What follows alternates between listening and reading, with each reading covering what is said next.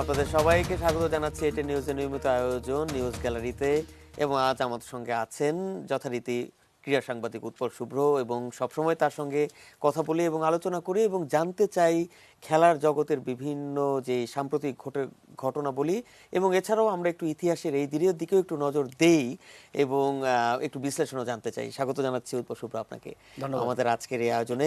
শুরুতেই বিপিএল দিয়েই আমাদের আজকের আয়োজন শুরু করি, আলোচনা শুরু করতে চাই।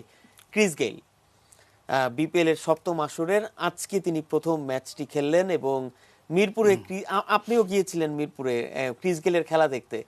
কেমন দেখলেন বিপিএল এ ক্রিস গেলের ঝড় আজকে?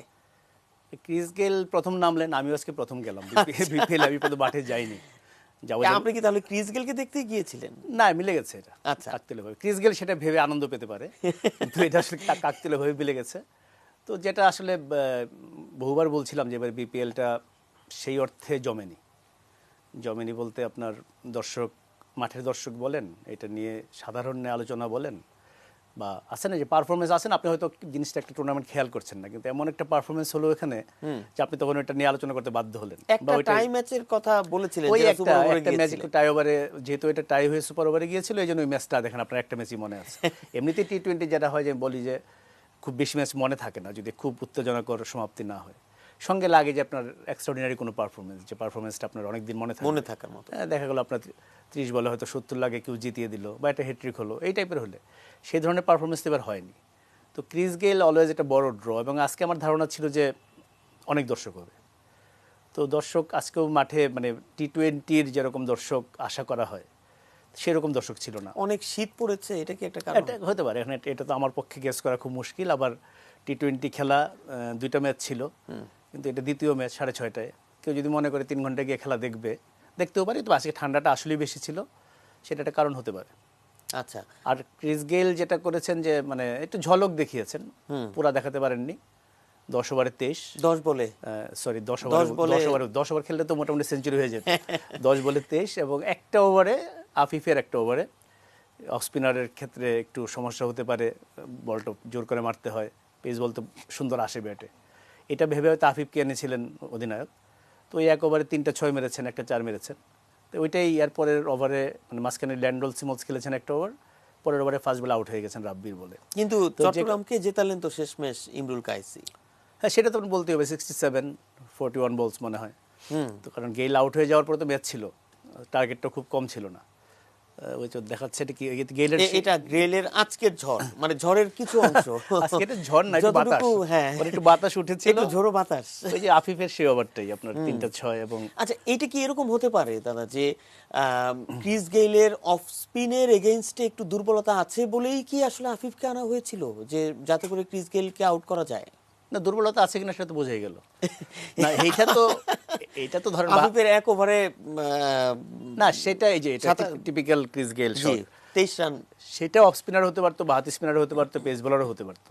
তো যেটা হয় বাহাতি ব্যাটসম্যানদের সবসময় তো অফ স্পিনটা এওয়ে স্পিন, লেগ স্পিন অনেক সময়, হ্যাঁ, ওটার জন্য বাহাতি ব্যাটসম্যানদের ক্ষেত্রে অফ স্পিন একটা বাংলাদেশ আরও বেশি মনে করা হয়। সবসময় যে অফ স্পিনার আসলেই, এমন না যে অফ স্পিনার আসলেই বাহাতি ব্যাটসম্যান উইকেট নিয়ে নেবে, আর বাহাতি ব্যাটসম্যান আসলে পরে বাহাতি স্পিনার বল করতে পারবে না। বাংলাদেশের ক্রিকেট এই ধরনের সংস্কারগুলো একটু বেশি মানে, তো ওই কারণেই হয়তো আনা হয়েছিল, কিন্তু শেষ পর্যন্ত কাজে লাগেনি।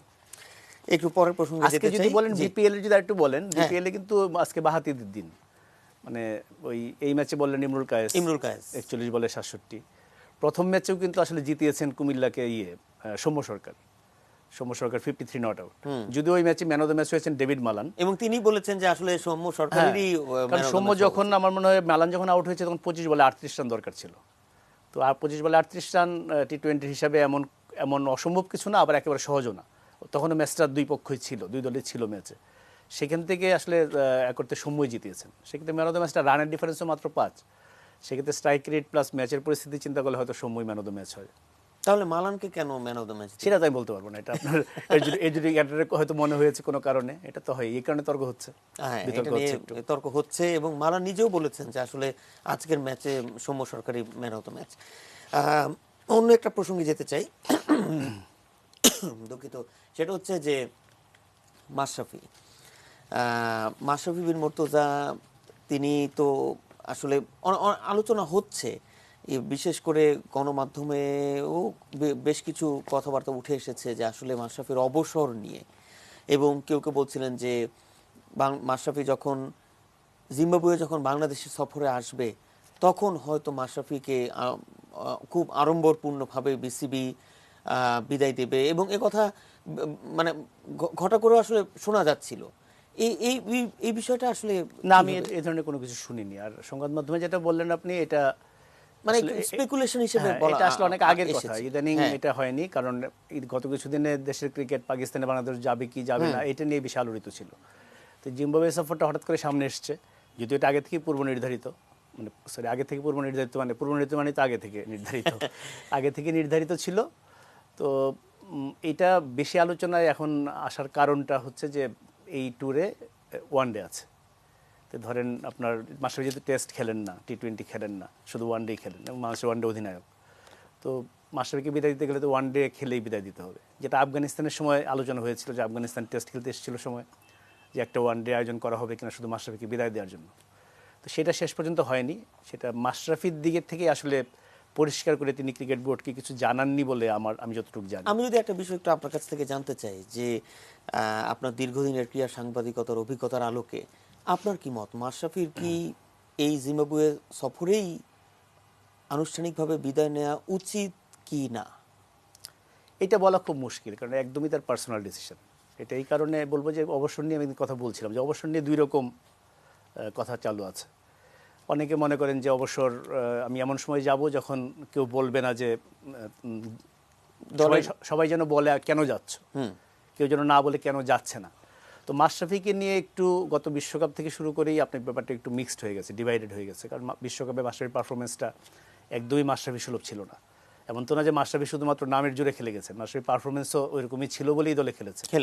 আপনি যদি ক্যাপ্টেন্সি হিসেবে তার যে ইন্সপায়ারিং যে রোলটা, মাঠের বাইরের যে তার ভূমিকা, ওই যদি বাদও দেন, শুধুমাত্র মাঠের পারফরমেন্স চিন্তা করলে মাশরাফি ওয়াজ এ পারফর্মার। কিন্তু বিশ্বকাপে গিয়ে যেটা হলো, মাশরাফি আসলে মনে হলো যে সেই মাশরাফিকে খুঁজেই পাওয়া গেল না। তাকে মনে হলো শারীরিক ফিটনেস একটু ঘাটতি আছে, উইকেট মাত্র একটা, সব কিছু মিলিয়ে বিশ্বকাপে একটা বড় প্রশ্ন মাশরাফির নামের পাশে উঠে গিয়েছে। এবং বিশ্বকাপের শেষ ম্যাচে পাকিস্তানের সঙ্গে ওই ম্যাচে মাশরাফি খেলবেন না বলে আগের দিন পর্যন্ত খবর ছিল। পরের দিন দেখা গেল মাশরাফি খেলেছেন এবং সেই ম্যাচে পারফরমেন্স খুব একটা ভালো হয়নি। যে কারণে এই আলোচনাটা খুব মানে এখন জোরালো হয়ে উঠেছে যে মাশরাফি অবসর নেবেন কি নেবেন না। তো আমার যেটা মনে হয় যে আফগানিস্তানের সময় যে আলোচনাটা যখন হয়েছিল, তো এটা নিয়ে এত বেশি কথা অন্যরা বলেছেন মাশরাফির কাছ থেকে জিজ্ঞেস করার আগে। কারণ মাশরাফি ক্রিকেট বোর্ড দিকে তো ঠিক আছে, ক্রিকেট বোর্ড বাংলাদেশে খুব অল্প প্লেয়ার, মনে তো পড়ে না কোনো খেলোয়াড়, একমাত্র খালেদ মাহমুদ সুজনের কথা মনে আছে যে 2006 সালে শ্রীলঙ্কার সাথে খেলায় বগুড়ায় তিনি আগের দিনই বলেছিলেন কালকে আমার শেষ ম্যাচ। এইরকম মোহাম্মদ রফিক বলেছিলেন মনে পড়ে দক্ষিণ আফ্রিকার বিপক্ষে টেস্ট ম্যাচে 2008 সালে। এর বাইরে কিন্তু মাঠ থেকে ঘোষণা দিয়ে সুন্দর করে বিদায় নেওয়ার ইতিহাস বাংলাদেশের ক্রিকেটে খুব বেশি নেই। সেখানে কিন্তু ক্রিকেট বোর্ড মাশরাফি স্পেশাল বলেই তাকে একটা সুযোগ করে দিতে চেয়েছে। মনে করি এটা খুবই ভালো যে একটা সবাই জানলো যে মাশরাফি এটা শেষ ম্যাচ, মাশরাফি এটা ডিজার্ভ করে, তার বাংলাদেশের ক্রিকেটে যে লম্বা উপস্থিতি, আপনি সেই 2001 সাল থেকে খেলছেন, প্লাস যদি অবদান চিন্তা করেন, সেখান থেকে চিন্তা করে আমি মনে করি যে ক্রিকেট বোর্ড আর মাশরাফির এই জিনিসটা পরিষ্কার করা দরকার। দুইটা হতে পারে, মাশরাফি বলতে পারেন হ্যাঁ আমি এই সিরিজ শেষে অবসর নেব, সেক্ষেত্রে সেই অনুযায়ী ক্রিকেট বোর্ড ঘোষণা করলো। আরেকটা হতে পারে যে মাশরাফি বললেন যে না আমি অবসর নিব না, আমি মনে করি আরও খেলতে পারি আমি, সেক্ষেত্রে সিলেক্টরদের তখন দায়িত্ব হচ্ছে মাশরাফি দলে থাকেন কি থাকেন না সে বিচার করা। আমি মনে করি এখানে ক্রিকেট বোর্ড আর মাশরাফির, কারণ আমি আজকে ক্রিকেট বোর্ডে গিয়ে 2 একজনের সঙ্গে কথা বলেছি, মাশরাফির ব্যাপারে জিজ্ঞেস করলে সবাই বলেছে এটা মাশরাফি জানে, আবার মাশরাফি ব্যাপারে পরিষ্কার কিছু বলেননি, এই কারণেই ধোঁয়াশাটা তৈরি হয়েছে। আমার মনে হয় কয়েকদিন আমরা অপেক্ষা করি, জানা যাবে। সেটাই। আর আরেকটা বিষয় হচ্ছে যে সবচেয়ে বেশি আলোচনা এখন যা আছে বাংলাদেশের ক্রিকেটে, সেটা হচ্ছে যে পাকিস্তান সফর। আজকের খবর অনলাইনে কয়েকটি এসেছে যে বাংলাদেশের টেস্ট অধিনায়ক মুমিনুল হক তিনি জিওতে স্বাক্ষর করেছেন। এবং তাহলে কি মানে এখন এই প্রশ্নটি আসছে, তাহলে কি পাকিস্তানে বাংলাদেশ টেস্ট ম্যাচ খেলবে? না, আমি যতদূর জানি যাবে না। মানে আমি যতদূর জানি এটা জিওটা আসলে পাকিস্তান যদি না খেলা হয়, যদি পাকিস্তান শেষ মুহূর্তে রাজি হয়ে যায় না নিউট্রাল ভেন্যুতে খেলা হবে, তাতেও তো আপনার জিও লাগবে। তো কাজেই মুমিনুল হক হওয়ার কারণে জিনিসটা হয়তো টেস্ট ম্যাচের কথা এসছে, কারণ না হলে যদি শেষ পর্যন্ত এমন হয় যে টি-20 সিরিজটাই শুধু বাংলাদেশ খেলবে, যেটা বাংলাদেশ চাইছে, আর টেস্ট সিরিজটা পরে হবে, সেক্ষেত্রে হয়তো মুমিনুল হককে সাইন করানোর ব্যাপার ছিল না। তো তাই মনে করি, আমি কথা বলেছি ক্রিকেট বোর্ডের 2-1 সঙ্গে, জি। যখন নিউজটা দেখেছি আমার এরকম মনে হয়েছিল যে তাহলে কি কোনো মানে আমরা যেরকম গত কয়েকদিন ধরে দেখে এসেছি, শুনে এসেছি, কোনো পরিবর্তন হলো কিনা। তো আমাকে খুব নির্ভরযোগ্য একটা সূত্র বলেছে কোনো সম্ভাবনা নেই। পাকিস্তানের আমরা আগের অবস্থানে অনড়, যেখানে আমরা অল্প সময়ের জন্য যেতে পারি, সেটা মানে হচ্ছে টি-20 সিরিজ। টেস্ট সিরিজ কিন্তু আমরা পাকিস্তানে যাচ্ছি না। তো জিও আমরা করিয়ে রাখছি, সেটা এখন আমি জানি না শারজার জন্য নাকি পুরোপুরি সে করে বলেননি, কিন্তু আমি যতদূর জানি যে পাকিস্তানে পুরো সিরিজ খেলতে না যাওয়ার যে অবস্থান, সেখান থেকে বিসিবি সরে আসেনি। আসেনি। পিসিবিও তো অনর। হ্যাঁ, 2 দলীয় অনড়, তার সেক্ষেত্রে সিরিজ হবে না। আচ্ছা, কিন্তু যারা ক্রিকেট অনুরাগী, আমরা তো চাই যে ক্রিকেট খেলা হোক। এই এই এই বিষয়টিও আসলে এই ব্যাপারে তো আমি কোনো ভূমিকা রাখতে পারবো না, কারণ বাংলাদেশের জন্য এই যে টেস্ট, এটা তো টেস্ট চ্যাম্পিয়নশিপেরই অংশ, যদিও এটা নিয়ে অনেক না, আলোচনা সেটা হয়েছে। হিসেবে সময় আছে। এটা নিয়ে আমার মনে হয় যদি এখন যদি নাও যায়, এটা নিয়ে অনেক দর কষাকষি হবে, এটা নিয়ে অনেক কি বলবো, এই খেলা চলবে আর অনেক দিন যদি এখন না হয়, কারণ এটা 2021 সালের মার্চ পর্যন্ত সময় আছে এটা খেলার। এর আগ পর্যন্ত কোনো দল, তখন হয়তো বাংলাদেশ না গেলে, পাকিস্তান যদি অনড় থাকে, বাংলাদেশে অনড় থাকে, তখন বাংলাদেশ না গেলে পাকিস্তানের তো এখানে একটা ব্যাপার দাদা, সেটা হচ্ছে যে সামাজিক যোগাযোগ মাধ্যমেও কিন্তু এটা নিয়ে অনেক আলোচনা হচ্ছে। একজন এমনও মন্তব্য করেছেন যে ইংল্যান্ড যদি কড়া নিরাপত্তায় বাংলাদেশ সফর করতে পারে, তাহলে বাংলাদেশের ক্রিকেটাররা কেন কড়া নিরাপত্তায় পাকিস্তান সফর করতে পারবে না? না, ইংল্যান্ডের বাংলাদেশ সফর করার সময় তো পরিস্থিতিটা এরকম ছিল না। ইংল্যান্ড বাংলাদেশ কোন কোন সিরিজের কথা বলছি আমি ঠিক শিওর না। যখন ইংল্যান্ড বাংলাদেশ হ্যাঁ, সফর ওটা করেছিল, তো ইংল্যান্ড অস্ট্রেলিয়া তারা একটা বাড়তি নিরাপত্তা দাবি করে, সেই বাড়তি নিরাপত্তা ছিল। ওটার মানে তো এই না যে ওইখানে হোটেল আপনার দুর্গের মতো করে ঘিরে রাখা হয়েছিল। এটার মানে এই না যে টিমের সামনে 5টা গাড়ি, পিছনে 5টা গাড়ি, স্টেডিয়ামের 4 মাইল দূর থেকে কর্ডন, ব্যাপারটা তো এরকম ছিল না। সেটাই, এবং ওইটা হচ্ছে- বন্দুকের হ্যাঁ, নল ওইটা যে সামনে কোনো- তাক করা থাকবে, এর মধ্য দিয়ে খেলাটাও তো একটা অনেক যে কোনো সিরিজেই আপনার একটা নিরাপত্তা, মিনিমাম একটা নিরাপত্তা থাকেই। তো ইংল্যান্ড অস্ট্রেলিয়া যখন বাংলাদেশে আসে, অস্ট্রেলিয়া তো একবার সিরিজ বাতিল করলো। জি। কাজে বাতিল করার পরে যখন তারা এলো 2017 সালে, তখন স্বাভাবিকভাবেই তারা আরেকটু বাড়তি নিরাপত্তা চেয়েছে। তাদের নিরাপত্তা দল এসে তারা পুরো নিরাপত্তা ব্যবস্থা পর্যবেক্ষণ করেছে। কিছু কিছু জায়গায় তাদের মনে হয়েছে এখানে আর একটু কিছু করা দরকার, সেটা হয়েছে। কিন্তু এমন কিছু হ্যাঁ, সেখানে আমরা ওটা দৃশ্যমান ছিল। তারপরে কিন্তু অস্ট্রেলিয়া দলের বাসে একটা ঢিল পড়লো, এটা নিয়ে বিরাট হয়েছে। পরে জানা গেল যে রাস্তার পাশে বাচ্চারা খেলছিল, তারা হঠাৎ করে তাদের মধ্যে একটা গন্ডগোল হয়, পাথর দিয়ে ঢিলাঢিলি হয়, ওই একটা পাথর গিয়ে আসলে লেগেছিল। এই স্টোরিটা অস্ট্রেলিয়ার চিটাগাং থেকে আমি করেছিলাম, মানে ঘটনাচক্রে পেয়ে গিয়েছিলাম। কারণ এক পুলিশ অফিসারের সঙ্গে রাস্তায় আলাপ হয়েছিল, তিনি বলেছিলেন সারাটা দিন যা গেল আজকে কী ব্যাপার, বলে এই টোকাইরা এইসব কাজ করেছে, এদেরকে সবাইকে ধরে নিয়ে এসে হোটেলে নিয়ে কথা বলতে হয়েছে, অস্ট্রেলিয়ান দলের সঙ্গে আলাপ করে দিতে হয়েছে, অস্ট্রেলিয়ান দলকে বোঝাতে হয়েছে এটা একটা বিচ্ছিন্ন ঘটনা, পরিকল্পিতভাবে কেউ বাসে ঢেল ছুড়েনি। তো এটা ছিল এরকম। তো এইটার সঙ্গে পাকিস্তানের পরিস্থিতি মিলালে আসলে চলবে না। এবং বিশেষ করে নাইমুর রহমান দুর্জয় তো বলেছেন যে আসলে বিসিবি যেই চিন্তা ভাবনা করছে যে পাকিস্তানের টেস্ট না খেলার বিষয়ে, সে ব্যাপারে থেকে আসলে এক চুলো সেটা সরে আসেনি বিসিবি। আমরা এই বিষয়ে আলোচনা করবো, আর অন্যান্য বিষয়ে আলোচনা করবো, একটা বিরতি নিয়ে আসি তারপরে। প্রিয় দর্শক, আমরা আশা করছি আমাদের সঙ্গেই থাকবেন।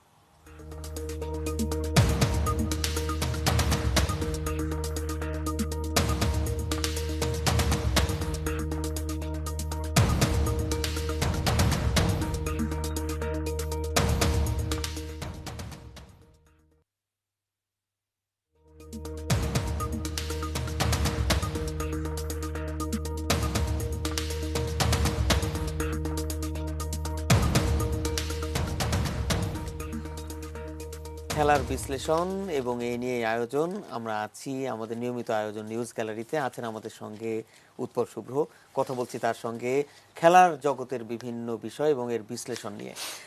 উৎপল শুভ্র, আমরা বিরতির আগে ক্রিকেট নিয়ে আলোচনা করেছি, আরেকটু ক্রিকেট নিয়ে আলোচনা করতে চাই। সেটি হচ্ছে যে আজকে ইংল্যান্ড এবং দক্ষিণ আফ্রিকার যে ম্যাচ, এবং এই ম্যাচে আপনি তো জাননি যে 4 ম্যাচ সিরিজে 1-1 সমতা এনেছে ইংল্যান্ড, এবং 1957 সালের পর কেপটাউনে এটাই ইংল্যান্ডের প্রথম জয়। এবং আরেকটি যেটা বিষয়, সেটি হচ্ছে যে বিরতির সময় ছিল 5 উইকেটে 225 রান দক্ষিণ আফ্রিকা, এবং পরে 248 রানে অল আউট। কিভাবে দেখবেন এই ম্যাচটিকে? ওইটা প্রথম তো একটা বললেন সিগনিফিকেন্স, আপনি তো আসলে এত পড়াশোনা করেন না, সব বলে ফেলেন, আমার কিছু বলার থাকে না। দাদা, অনেক কিছু আছে। ওটা 56-57 সিজন 56 সালে হয়েছিল, যে লাস্ট ইংল্যান্ড জিতেছিল কেপটাউনে। তো এক হিসাবে মাঝখানে অবশ্য আইসোলেশনের কারণে দক্ষিণ আফ্রিকা বহু বছর খেলেনি, কাজে আপনার সময়টার সময় ওই 21 বছর হিসাব রাখতে হবে, নাহলে মনে হয় অনেক লম্বা সময়। তো যদি টেস্ট হিসাব করি আমরা, টেস্ট হিসাব করলে বরং এটা মাঝখানে 6টা টেস্ট ম্যাচ খেলেছে। আচ্ছা, কেপটাউনে। হ্যাঁ, এটা সপ্তম টেস্টে এসে জিতলো তারা সর্বশেষ জয়ের পরে। ওই 6টা তারা 3টা হেরেছে, 3টা ড্র ছিল। আবার দক্ষিণ আফ্রিকার দিকে থেকেও কেপটাউনটা এক ধরনের দুর্গের মতো ওদের, 2014 পরে ওরা হারেনি। মাঝখানে আপনার 5টা, এখানে 6টা খেলেছে, 5টাই জিতেছে। তো এগুলো হচ্ছে সংখ্যার কথা। আমি এই টেস্ট ম্যাচের যেটা এই সময়ে এই টেস্ট ম্যাচের সবচেয়ে যেটা বড় তাৎপর্য বলবো, পরীক্ষা আসতো না আমাদের যে এটার গুরুত্ব তাৎপর্য ব্যাখ্যা করো। এটা তাৎপর্য হলো, দেখেন আজকে যে পঞ্চম দিনে যে নাটকটা হলো, যেটা বললেন যে চা বিরতির সময় হাতে 5 উইকেট আছে দক্ষিণ আফ্রিকার, তো ম্যাচটা কিন্তু ড্র হতে পারে, দক্ষিণ আফ্রিকার জেতার চান্স নেই, ড্রর দিকেই তো যাচ্ছিল ম্যাচটা। হ্যাঁ, দুটো সম্ভাবনা ছিল, যে ইংল্যান্ডের জয় অথবা ড্র, মানে দক্ষিণ আফ্রিকার জেতার চান্স নেই, তাই নেই, সম্ভাব্য 4টা ফল হবে না এখানে। তো সেইখানে দেখেন ওই স্টোকস শেষে গিয়ে 3 উইকেট নিলেন, এই বেন স্টোকসকে দেখাচ্ছে ম্যান অফ দ্য ম্যাচ হয়েছেন। ওই 5 উইকেট নিয়ে ম্যাচটা শেষ পর্যন্ত 8.4 ওভার বাকি ছিল, 8 ওভার 4 বল বাকি থাকতে, 8 ওভার 4 বল টিকে থাকতে পারলেই দক্ষিণ আফ্রিকা ড্র করতে পারতো ম্যাচ। তো এইটা থেকে আমরা যেটা শিখলাম, যে এই যে তাৎপর্য আর গুরুত্ব ব্যাখ্যা করার কথা যেটা বলছি, এই যে 5 দিন আর 4 দিনের টেস্ট ম্যাচ নিয়ে এত কথা হচ্ছে না, ঠিক সময়ে টেস্ট ম্যাচটা হয়েছে। এখন আপনি বলবেন যে অস্ট্রেলিয়া নিউজিল্যান্ড তো সবগুলা 4 দিনে শেষ হয়েছে। হ্যাঁ, 4 দিনে শেষ হয়েছে, কিন্তু এই যে ড্রামাটা, যে আপনি জানেন যখন ওই লাস্ট উইকেটটা পড়ার আগেও, যখন 10ম লাস্ট উইকেট জুটে আছে উইকেটে দক্ষিণ আফ্রিকার, তখন আপনি জানেন যে আর 8টা ওভার যদি পার করে দিতে পারি, 8 ওভার কয়েকটা বল যদি পার করে দিতে পারি, তাহলে টেস্টটা ড্র হবে। এই যে উত্তেজনাটা, এইটাই কিন্তু টেস্ট ক্রিকেটের আসল মজা, যে যখন আপনি জানেন যে একটা জিনিস হতে যাচ্ছে, হঠাৎ করে উল্টাটা হয়ে গেল, নাহলে কি হতো, এই ম্যাচটা 4 দিনে হলে কি হতো, 4 দিন ম্যাচ হলে একটা নিষ্প্রাণ একটা ড্র হতো। তো এই কারণে ইনফ্যাক্ট আজকে ম্যাচের পরে আপনি যদি এই প্লেয়ারদের কথাগুলো দেখেন, যেমন ইংল্যান্ডের ক্যাপ্টেন জো রুট যখন 4 দিনের টেস্ট নিয়ে প্রথম কথা হলো, উনি কিন্তু বলেছিলেন যে ইটস ওয়ার্থ ট্রাইং, চেষ্টা করে দেখা যায়। আজকে কিন্তু উনি বলেছেন না, এই সব দিনের জন্য, এই সব ম্যাচের জন্য আসলে টেস্ট ক্রিকেট। এবং দক্ষিণ আফ্রিকা কিন্তু ওই যে 4 দিনের ম্যাচ যখন একসময় তো 4 দিনের ম্যাচ খেলা হতো, পরে যখন আবার আইসিসি অনুমোদন দিল যে না, মাঝে মধ্যে 4 দিনের ম্যাচ খেলা যাবে, দক্ষিণ আফ্রিকা কিন্তু প্রথম সেটা সুযোগটা নিয়েছিল, জিম্বাবুয়ের সঙ্গে খেলেছিল তারা 2017 সালে। কাজে দক্ষিণ আফ্রিকা বোর্ডের পয়েন্ট অফ ভিউ থেকে তারা 4 দিনের ম্যাচের খুব বিপক্ষে, এটা বলা যাবে না হয়তো। কারণ আজকে একটা নিউজ দেখলাম আমি, যে ডেইলি মেইলে একটা স্টোরি ছাপা হয়েছে যে দক্ষিণ আফ্রিকা 4 দিনের ম্যাচের বিপক্ষে, টেস্টের বিপক্ষে। তো দক্ষিণ আফ্রিকান বোর্ড কিন্তু তীব্র প্রতিবাদ জানিয়েছে যে না, আমরা এখনও সিদ্ধান্ত নিইনি, বা বিপক্ষে কথাটা বলা ঠিক হবে না, কারণ আমরাই প্রথম 4 দিনের ম্যাচ নতুন করে যখন অনুমোদন হলো আমার একটা ব্যাপার, দক্ষিণ আফ্রিকা কেন আসলে 4 দিনের ম্যাচ, আমি বলছি যে এটার পরে ফাফ ডুপ্লেসি আজকে ওদের যে ক্যাপ্টেন, হ্যাঁ, ও কিন্তু একই কথা বলেছে আজকে, যে এই যে টেস্ট ম্যাচের যে সৌন্দর্য, আমি এটা কোনো মূল্যেই হারাতে চাই না। তো এইটা কিন্তু একটা বড় বিজ্ঞাপন যে আপনার, হ্যাঁ ঠিক আছে, কিছু ম্যাচ আপনার 4 দিনে শেষ হয়ে যাবে, তখন মনে হবে যে পঞ্চম দিনে কতগুলো টাকা নষ্ট হলো, কিন্তু আবার কত টেস্ট ম্যাচ এরকম দেখা যাবে যে সময়ের অভাবে ড্র হয়ে যাবে।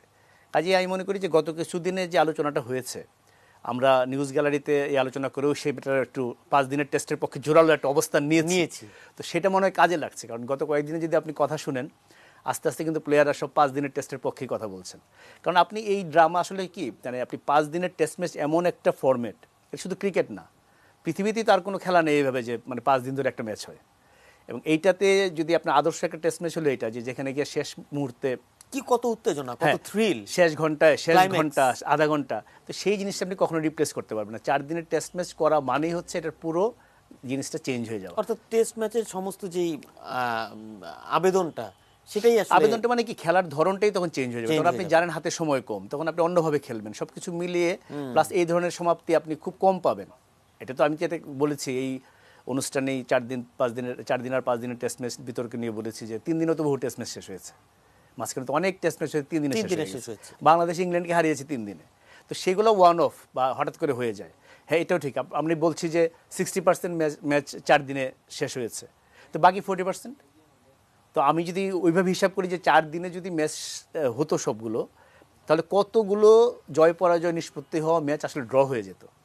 আর সবচেয়ে বড় কথা, বিরাট কোহলি একটা খুব দারুণ কথা বলেছিলেন, এই যে খালি এখন তো তিনি বলেছেন যেটা 4 দিন আর 5 দিন নিয়ে, এই কলকাতায় পিঙ্ক টেস্টের সময় উনি একটা কথা বলেছিলেন যে এই দিবারাত্রির টেস্ট, নানা রকম এক্সপেরিমেন্ট, এইসব করে হয়তো আপনি সাময়িকভাবে কিছু দর্শক মাঠে আনতে পারবেন, কিন্তু ফাইনালি টেস্ট ম্যাচ যদি আপনার ভালো উইকেটে খেলা হয়, ভালো দুইটা দলের মধ্যে খেলা হয়, যদি কম্পিটিটিভ ক্রিকেট হয়, তখন দর্শক এমনি আসবে। এবং দর্শক যারা আসবে তারা কিন্তু টেস্ট ক্রিকেটের অন্তর্নিহিত আনন্দটা, ওইটার যে অন্তর্নিহিত যে সৌন্দর্য, ওইটা দেখেই আসবে। আপনি জোর করে T20 দর্শকদের টেস্ট ম্যাচে আনতে পারবেন না, কারণ টেস্ট ম্যাচের জন্য একটা গ্রুমিং লাগে, ওটা বুঝতে একটাই লাগে, ওইটার দর্শকও কিন্তু আলাদা, এবং সেই দর্শকের সঙ্গে কিন্তু খুব কম না সেটা যদি আমরা তাকাই ইংল্যান্ড, অস্ট্রেলিয়া, সাউথ আফ্রিকায় দেখতে পাবো। এই উপমহাদেশে যে নাই সেটা একটা বড় কারণ হচ্ছে অস্থিরতা, নির্দিষ্ট টাইমে খেলা না হওয়া, স্টেডিয়ামে যাওয়ার পরে আপনার দর্শকদের জন্য সুযোগ সুবিধা না থাকে, এটা একটা বিস্তারিত আলোচনা দাবি করে। তো সব কিছু মিলে আমি বলি যে ক্যাপটাউন টেস্টটা 5 দিনের টেস্টের জয়গান মোক্ষম ঘোষণা সময়ে করেছে। জয়গানটা শোনানো। একটু ফুটবলের দিকে তাকাতে চাই, সেটি হচ্ছে ক্রিস্টিয়ানো রোনালদো। ক্রিস্টিয়ানো রোনালদোর হ্যাটট্রিক, এটা নিয়েই তো এখন সব জায়গায় আলোচনা, ঝড়। কিভাবে দেখছেন?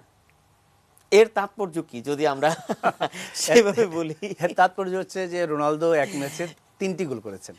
এক ম্যাচে 3 গোল করলে এটাকে হ্যাটট্রিক বলে। হ্যাটট্রিক বলে না, এটা কালকের অনুষ্ঠানের আমরা এই অনুষ্ঠানে বসার একটু আগেই হয়েছিল, যে কারণে আমরা পুরো বিস্তারিত আলোচনা করতে পারিনি। তাহলে খবরটা কাজী অবশ্যই চেয়েছিলেন, খবরটা পাঠকদের দিয়েছেন, পাঠক না তো দর্শকদের দিয়েছেন। দর্শকদের অনেকে আসলে খেলাটা দেখেছেন, আমিও বাসা থেকে খেলাটা দেখেই বেরিয়েছিলাম। তো এটার তাৎপর্য আসলেই আছে। রোনালদোর হ্যাটট্রিক তো, মেসির হ্যাটট্রিক তো আমি তো আসলে এমনিতে বলার কিছু নাই, না করলে বরং বলার কথা যে এতদিন হ্যাটট্রিক করেননি। রোনালদোর হ্যাটট্রিকের তাৎপর্য হলো যে আরেকটা রেকর্ড হয়েছে, যে রেকর্ডটা খুব ইন্টারেস্টিং। সেটা হচ্ছে এটা সিরিয়াতে তার প্রথম হ্যাটট্রিক। আমি যদি বলি এটা হচ্ছে প্রথম বিস্ময় যে এতদিন সিরিয়াতে তার কোনো হ্যাটট্রিক ছিল না। 69 ম্যাচ মনে হয় সম্ভবত এই ম্যাচটা। তো এতদিন পরে তার একটু বড় স্ক্রিনে দেখাতে দেখতে সুবিধা হতো। তো এতদিন পরে এতদিন লাগলো তার হ্যাটট্রিক করতে সিরিয়াতে, প্রথম হ্যাটট্রিক। তো এইটা একটু বিস্ময়কর। তো এই রেকর্ড যেটা হলো যে সিরিয়ার আগে লা লিগাতে 34টা হ্যাটট্রিক আছে। এই যে রেকর্ডটা কয়দিন আগে মাত্র মেসি ভেঙেছেন 35টা হ্যাটট্রিক করে। এর আগে ইংলিশ প্রিমিয়ার লিগে হ্যাটট্রিক আছে। তো ইংলিশ প্রিমিয়ার লিগ, লা লিগা, সিরিয়া, এই 3 লিগ ধরেন, এটার সঙ্গে বুন্দেসলিগায় হয়তো থাকে বড় লিগ বলতে গেলে, এই 3টা বড় লিগের সঙ্গে বিশ্বকাপ ফুটবলও তার হ্যাটট্রিক আছে। তো এই 3টা টপ লিগের সঙ্গে বিশ্বকাপ মিলিয়ে 4 জায়গাতেই হ্যাটট্রিক করা একমাত্র ফুটবলার হচ্ছেন রোনালদো। কাজে এটা তো আসলে অনেক বড় ব্যাপার। আমরা এটা তো আপনার দেখছি আমরা এই গতকাল রাতের জুভেন্টাসের কেলিয়ারের সাথে খেলার হ্যাটট্রিকটা দেখছি।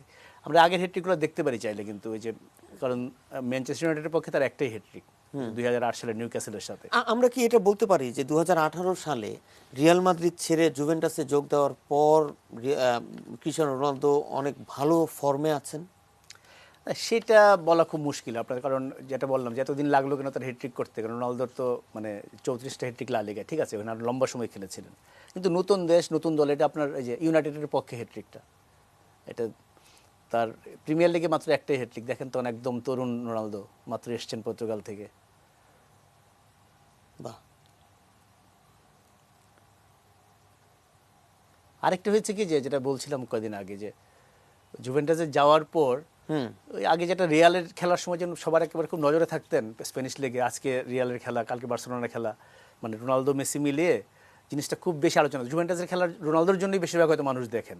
জুভেন্টাসেরও কিছু নিশ্চয়ই সাপোর্টার আছে, কিন্তু বেশিরভাগ মানুষ রোনালদোর খেলা দেখার তো আগের মতো কিন্তু আলোচনাটা হয় না, ওই কারণে যে রোনালদো যে হ্যাটট্রিক করলো আলোচনা হচ্ছে, সামদুরিয়ার সঙ্গে যে গোলটা করলেন সেই শূন্যে লাফিয়ে, ওই জন্য আলোচনা হচ্ছে। তো রোনালদোরও তো মনে হচ্ছে কি এবার আগের মতো আলোচনা হচ্ছে না, মাঝে মধ্যে কিছু করা দরকার। তো এই জন্যই মাঝে মাঝে না, এটা মজা করে বললাম, ধরেন লা লিগায় মেসি তার রেকর্ড ভেঙে দিয়েছেন। তো লা লিগার তার তো সেই রেকর্ড আর পুনরুদ্ধার করা সম্ভব না, লা লিগাতে উনি খেলেন না। তো উনি যেটা করতে পারতেন, দেখেন সেই জিনিসটা করেছেন, যে এমন একটা রেকর্ড করেছেন যারা মেসিরও নেই, কারোরই নেই, পৃথিবীর কারণে। এটা লা লিগার হ্যাটট্রিক। লা লিগার হ্যাটট্রিক তো আপনি যদি সব দেখাতে যান তাহলে তো মোটামুটি সারা রাত পার হয়ে যাবে, 34টা হ্যাটট্রিক। যেমন মানে যে কোনো একটা হ্যাটট্রিক দেখালেই হবে। আমার বরং বিশ্বকাপের হ্যাটট্রিকটা যদি দেখতে পারতাম। আচ্ছা, বিশ্বকাপের হ্যাটট্রিকটা, ওই হ্যাটট্রিকটা স্পেনের সাথে এই গত বিশ্বকাপেই, ওই আমার নিজের একটা ব্যক্তিগত স্মৃতি হচ্ছে ওই হ্যাটট্রিকটা আমি দেখেছিলাম, গিয়েছিলাম ওপেনিং ম্যাচটা দেখে আমি ফিরছিলাম, তখন ওই ম্যাচটা হচ্ছিল। তো ওই ম্যাচটার রোমাঞ্চটা ছোট পর্দা, বড় পর্দায় দেখতে পারিনি, সামনে পর্দা আয়োজনের মধ্যে কি ফেলে দিয়েছি যে সবসময় তো ক্রিকেটের এই দিনে, অর্থাৎ এই দিনে যে কি হয়, এবং আপনিও দেখা যায় যে পড়াশোনাও করে আসেন, কিছুটা জানেনও, এই দিনে কি, এই দিনে সবসময় মনে থাকে না, এটা পড়াশোনা করে আসতে হয়। এটা তো একটা অনুষ্ঠানে আমি আসলে কথায় কথায় বলে পড়ে গেছি এখন বিপদে। আচ্ছা, এখন প্রতিদিনই আপনারা দেখেন জিজ্ঞেস করে এই দিনে কি হয়েছিল। এটা আসলে মানে খুব ইন্টারেস্টিং বিষয়গুলো থাকে দেখে কিন্তু সবাই জানতে চায়। এরপর থেকে আমি কিন্তু এভাবে দেখে দেখে পড়া শুরু করবো যে এই দিনে এই হয়েছিল, রিস্ক নেওয়ার দরকার নেই। আচ্ছা, না, এই দিনে যেটা হয় ওই পুরনো কথা যে ক্রিকেটে প্রতিদিনই কিছু না কিছু হয়েছে থাকে। এই দিনে বলতে তারপর আবার আমরা ওইটাও বলি যে 12টা পার হয়ে গেছে। আমরা 7ই জানুয়ারি যদি বলি, 7ই জানুয়ারি ইমরান খানের টেস্ট ক্রিকেটের শেষ দিন ছিল। তো one of the all time great, 362 wicket. এবং যেটা হয় ক্রিকেট অনেক বলেন, ক্রিকেট অনেক কি বলে একটু রহস্য ভালোবাসে। যে লোকটা 362 উইকেট সর্বকালের সেরা বোলারদের মধ্যেও থাকবেন, পাকিস্তানে তো ডেফিনেটলি ওয়াসিম আকরামকে কেউ হয়তো এগিয়ে রাখবেন, কিন্তু সব কিছু মিলিয়ে যদি আপনি অলরাউন্ডার চিন্তা করেন, পাকিস্তানের হয়তো সর্বকালের সেরা ক্রিকেটার ইমরান খান এবং বিশ্ব ক্রিকেটেরই ওভারঅল সর্বকালের সেরা ক্রিকেটারদের একজন। তার কিন্তু শেষ টেস্ট ম্যাচে কোনো উইকেট নেই, কোনো উইকেট পাননি। ব্যাটিংয়েও ইমরান তো ব্যাটসম্যানে ভালো ছিলেন, ব্যাটিংয়েও 22 রান আর 0 রান 2 ইনিংস। এই দিনে কপিল দেব এটা দেখাচ্ছে তো আবার ওয়ার্ল্ড কাপের সেই ওয়ার্ল্ড কাপের, হ্যাঁ, ইংল্যান্ডের সাথে। না, এইটা আমাদের আসলে আজকে আলোচনার বিষয় না। এটা তো ইমরান খানকে এটা আমরা চিনতে পারলাম, কিন্তু আমাদের আলোচনাটা হচ্ছে ইমরান খানের টেস্ট ক্যারিয়ারের শেষ দিন ছিল এটা। কপিল দেব এদিন 300 উইকেট পেয়েছিলেন। 2010-এই তো 10 না, দেখে নিই 10, ইন্ডিয়া অস্ট্রেলিয়াতে গিয়ে প্রথম টেস্ট সিরিজ জিতেছিল। তার চেয়ে যদি উল্লেখযোগ্য ঘটনা আমি বলতে বলি, আমার যেটা মনে করি সবচেয়ে বড়, 7ই জানুয়ারি 7ই জানুয়ারি 2017 সালে ডেভিড ওয়ার্নার টেস্ট ম্যাচের প্রথম দিন লাঞ্চের আগে সেঞ্চুরি করেছিলেন।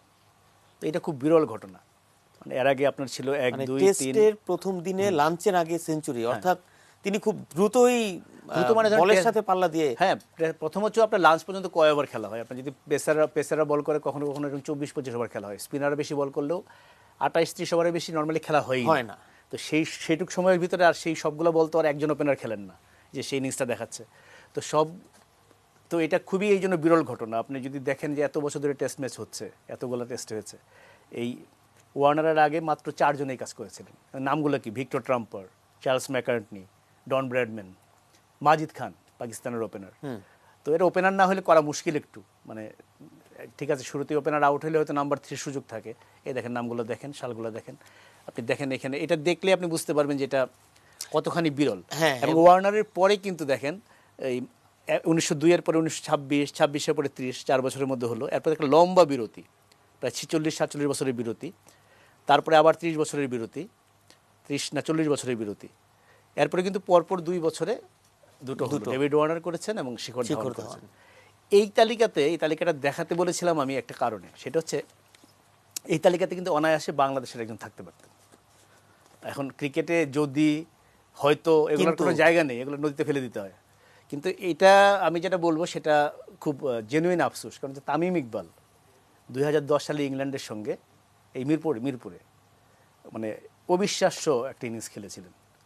তামিমের রান 85 যখন হলো, 71 বল খেলেছেন তিনি। এবং আমার মনে আছে যে টেস্ট ম্যাচে ইংল্যান্ড খেলছে, টেস্ট ম্যাচ কি আপনার ঠিক আছে ব্যাটসম্যান মারছে, তারপরে ভালো মারামারি তো ঝুঁকে না আউট হতে পারে।